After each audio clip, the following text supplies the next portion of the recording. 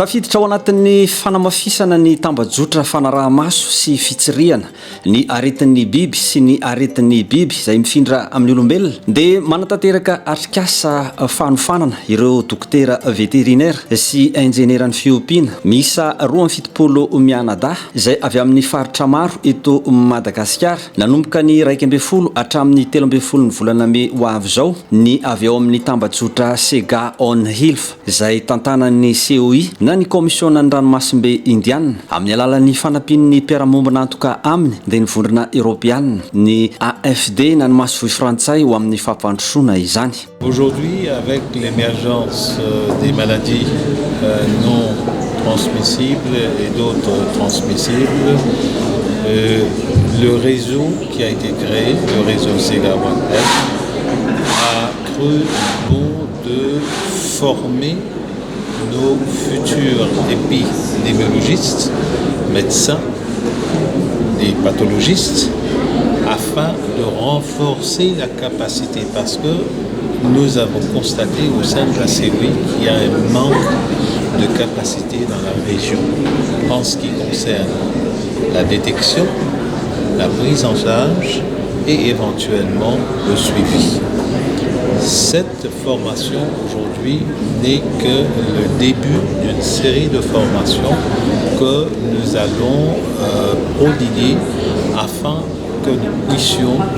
à l'avenir dans le processus, quand nous sommes dans le processus de pérennisation de ce réseau Sega One Health,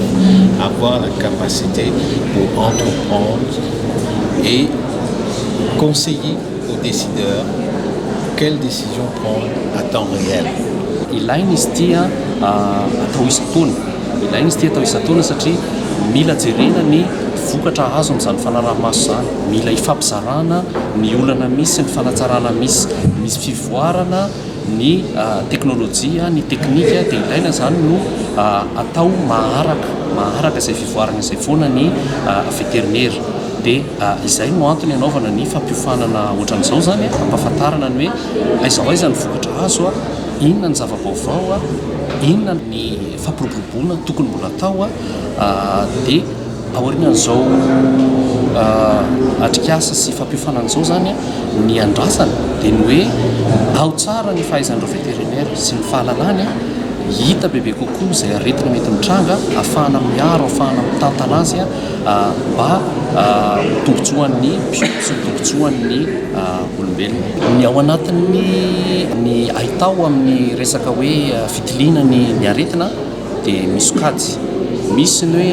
hitanao eny an-kianja eny izy dia efa fantatra. Misy ny miditra laboratoire ary tsy misy koa nefa ny hoe laboratoire hoe tapitra mahavita ny zavatra rehetra fa ny zavatra tokony atao ary izay no anisan'ny natao nandritran'ity herinandro ity satria efa nisy atrikasa voalohany tao anatin'ny 3 andro izay dia ny fiara-miasa amin'ny laboratoire. Ny laboratoire vétérinaire io dia efa napetraka ary efa misy ny fahaiza-manao amin'ny aretina maro izay vita eto an-toerana. Ho an'ny aretina izay mety tsy ho vita eto an-toerana dia efa napetraka koa hoe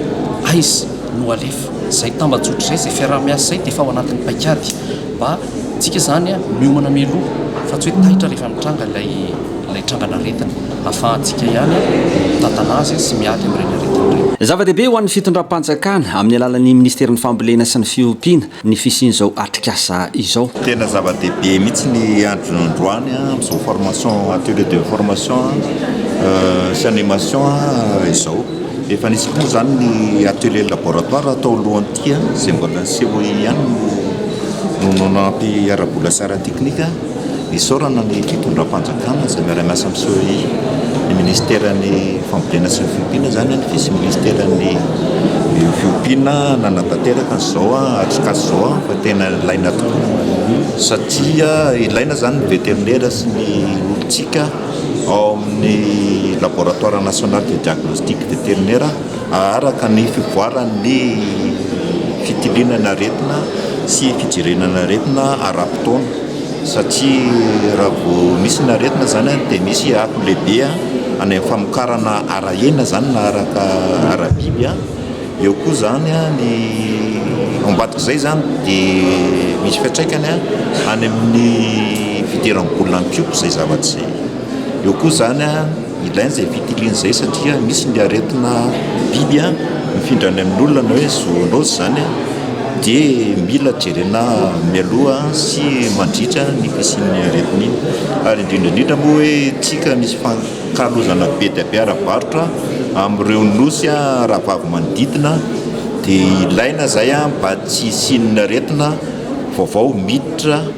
eto Madagasikara. Marina fa anisan'ireo aretina mpahazon'ny biby ary mifindra amin'ny olona izay betsaka eto amintsika ny aromotana. Manao ezaka lehibe amin'ny ady atao amin'izany ny fitondram-panjakana.